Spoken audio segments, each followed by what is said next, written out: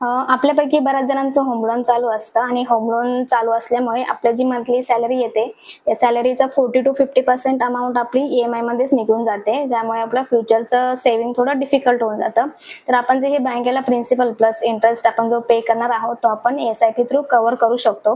तर तुम्हाला त्याची किती अमाऊंटची एसआयपी करायला लागेल, तर तुमचा जो मंथली ईएमआय आहे त्याचं 18% तुम्हाला एसआयपी करायची आहे. जेवढे वर्ष तुमचं लोन चालू असणार तेवढे वर्ष तुम्हाला ते एसआयपी कंटिन्यू ठेवायचे.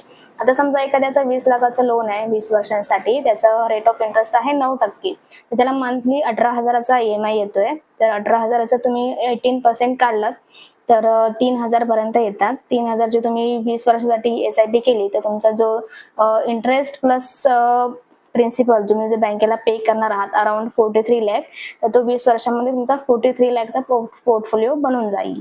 थँक्यू.